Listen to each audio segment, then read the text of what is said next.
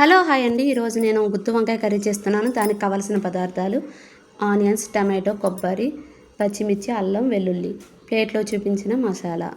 అవన్నీ ఒక మిక్సీ జార్లో ఆనియన్స్, టమాటోస్, పచ్చిమిరపకాయలు, అల్లం, వెల్లుల్లి ప్లేట్లో చూపించిన మసాలాలు వేసుకోవాలండి. వేసుకొని బాగా మిక్సీ పట్టుకోవాలి. మిక్సీ పట్టిన పేస్ట్ని ఒక పక్కన పెట్టుకోవాలండి. తర్వాత వంకాయల్ని కట్ చేసి పక్కన పెట్టుకోవాలి. మిక్సీ పట్టిన పేస్ట్లోనికి తగినంత సాల్ట్ వేసుకోవాలి. 1/2 స్పూన్ పసుపు వేసుకోవాలి. పసుపు వేసుకున్న తర్వాత 1 స్పూన్ గరం మసాలా వేసుకోవాలండి. గరం మసాలా వేసుకున్న తర్వాత 2 స్పూన్ కారం వేసుకోవాలండి. కారం వేసుకొని బాగా మిక్స్ చేసుకోవాలండి. మిక్స్ చేసుకున్న తర్వాత దానిలోని ముందుగా వంకాయల్లోకి ఆ స్టఫ్ని పెట్టి ఈ విధంగా స్టఫ్ చేసుకొని పక్కన పెట్టుకోవాలండి. పక్కన పెట్టుకున్న తర్వాత ఒక కడాయిలో 3 స్పూన్స్ ఆయిల్ వేసుకోవాలండి.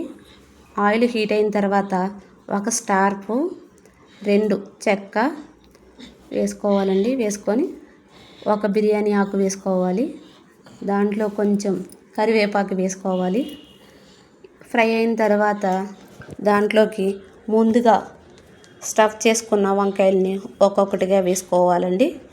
వేసుకొని స్లో ఫ్లేమ్లో పెట్టుకొని కాసేపు వేగనివ్వాలండి. వేగిన తర్వాత దాన్ని గరిటెతో తిప్పుకోవాలండి. తిప్పుకున్న తర్వాత 5 మినిట్స్ మగ్గనిచ్చుకోవాలి.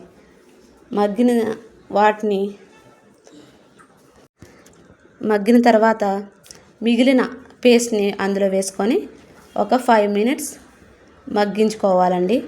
మగ్గించిన తర్వాత 4 పచ్చిమిరపకాయలు కట్ చేసి వేసుకోవాలండి. వేసుకొని 2 మినిట్స్ మగ్గనించాలి. మగ్గించిన తర్వాత వాటర్ వేసి కొంచెం కలుపుకోవాలండి. కలుపుకొని మూత పెట్టుకొని ఒక 5 మినిట్స్ ఉడకనివ్వాలి. ఉడికిన తర్వాత దగ్గరగా అయిందండి.